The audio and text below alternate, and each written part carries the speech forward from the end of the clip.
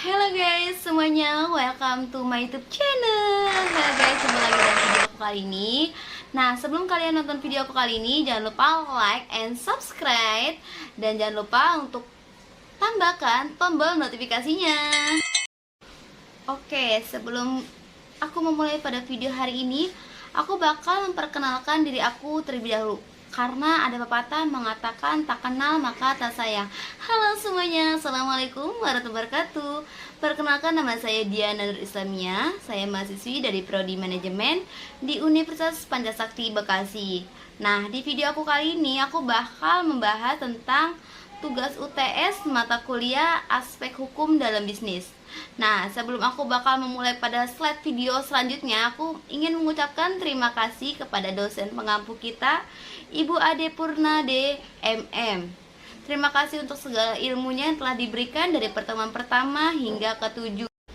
Baik, di video aku kali ini aku bakal menjelaskan salah satu perusahaan yang memiliki permasalahan dalam hukum, yaitu PT PLN. Nah, seperti teman-teman ketahui bahwa PT Perusahaan Listrik Negara adalah perusahaan pemerintah yang bergerak di bidang pengadaan listrik nasional. Hingga saat ini, PT PLN masih merupakan satu-satunya perusahaan listrik sekaligus pendistribusian. Dalam hal ini, PT PLN sudah seharusnya dapat memenuhi kebutuhan listrik bagi masyarakat dan mendistribusikan secara merata. Usaha PT PLN termasuk ke dalam jenis monopoli murni.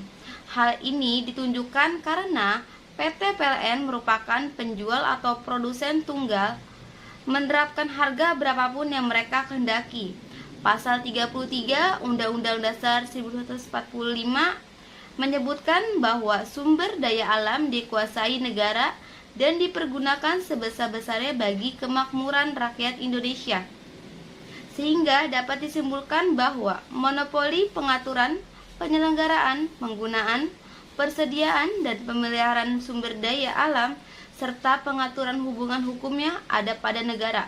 Pasal 33 yaitu koperasi, BUMN atau BUMD, dan swasta akan mewujudkan demokrasi ekonomi yang mencirikan mekanisme pasar serta intervensi pemerintah serta pengakuan terhadap hak milik perseorangan.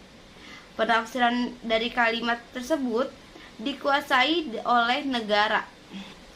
Dan sebagai salah satu contoh bahwa PT PLN melakukan monopoli, yaitu yang pertama, fungsi PT PLN sebagai pembangkit, distribusi, dan transmisi listrik mulai dipecah. Swasta diizinkan berpartisipasi dalam upaya pembangkitan tenaga listrik.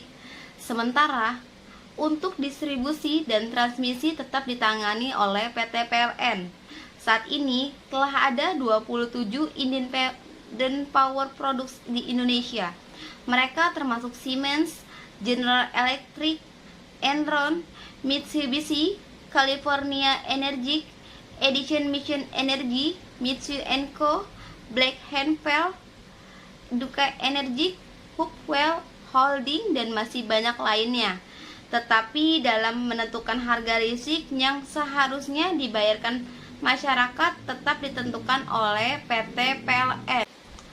Yang kedua yaitu krisis listrik mulai memuncak saat PT PLN memberlakukan pemadaman listrik secara bergilir di berbagai wilayah termasuk Jakarta dan sekitarnya selama periode 11 sampai 25 Juli 2008. Hal ini diperparah oleh pengalihan jam operasional kerja industri ke hari Sabtu dan Minggu.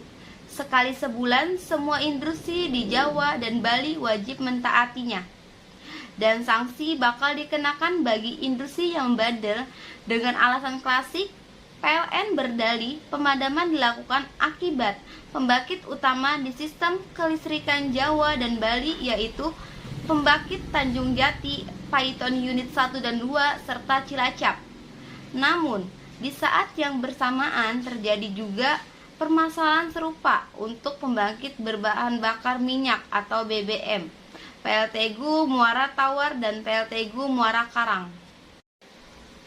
Analisis masalah dari PT PLN. Jika dilihat dari etika deontologi, dalam kasus ini PT PLN sesungguhnya mempunyai tujuan yang baik, yaitu bertujuan untuk memenuhi kebutuhan listrik nasional. Akan tetapi, tidak diikuti dengan perbuatan atau tindakan yang baik, karena PT PLN belum mampu memenuhi kebutuhan listrik secara adil dan merata. Jadi, menurut teori etika deontologi, tidak etis dalam kegiatan usahanya.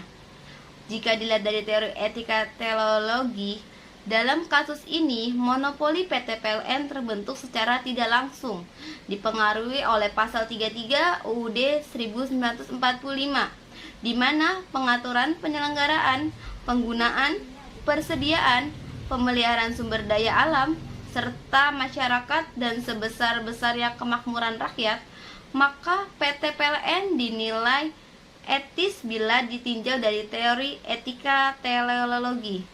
Jika ditinjau dari teori utilitarisme, tindakan PT PLN bila ditinjau dari teori etika utilitarisme dinilai tidak etis karena mereka melakukan monopoli, sehingga kebutuhan masyarakat akan listrik sangat bergantung pada PT PLN.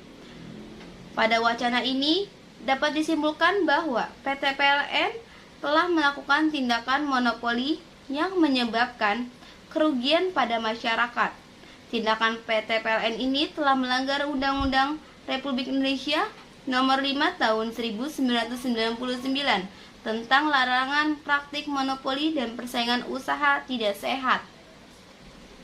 Poin selanjutnya yaitu penyelesaian masalah yang dilakukan PT PLN dan tindakannya. Fungsi PT PLN sebagai pembangkit, distribusi, dan transmisi listrik mulai dipecah. Sebaiknya pihak swasta tidak diizinkan berpartisipasi dalam upaya pembangkitan tenaga listrik. Sementara untuk distribusi, transmisi tetap ditangani oleh PT PLN. Tetapi dalam menentukan harga listrik yang harus dibayarkan oleh masyarakat ditentukan oleh PT PLN itu sendiri. Poin selanjutnya yaitu undang-undang yang telah dilanggar oleh PT PLN.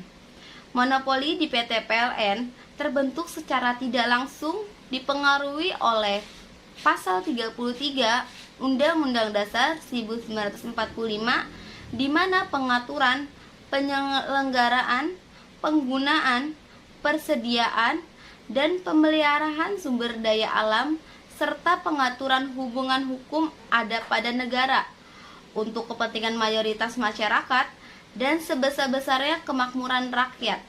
Maka, PT PLN dinilai etis bila ditinjau dari teori etika teleologi. Tindakan PT PLN bila ditinjau dari teori etika utilitarisme dinilai tidak etis karena mereka melakukan monopoli sehingga kebutuhan masyarakat akan listrik sangat bergantung kepada PT PLN. Dalam wacana ini dapat disimpulkan bahwa PT PLN telah melakukan tindakan monopoli yang menyebabkan kerugian pada masyarakat. Tindakan PT PLN telah melanggar Undang-Undang Republik Indonesia Nomor 5 Tahun 1999. Dan dari slide sebelumnya dapat disimpulkan bahwa PT PLN adalah perusahaan pemerintah yang bergerak di bidang pengadaan listrik nasional. Hingga saat ini, PT PLN masih merupakan satu-satunya perusahaan listrik sekaligus pendistribusian. Dalam hal ini, PT PLN sudah seharusnya dapat memenuhi kebutuhan listrik bagi masyarakat dan mendistribusikan secara merata.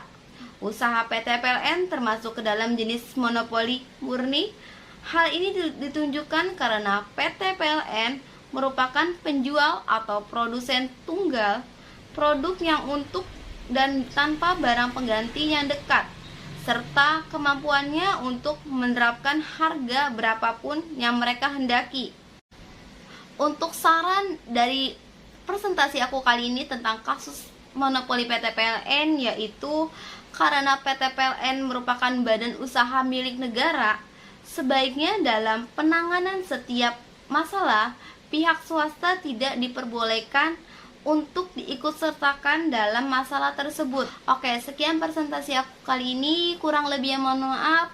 Wassalamualaikum warahmatullahi wabarakatuh. See you next time.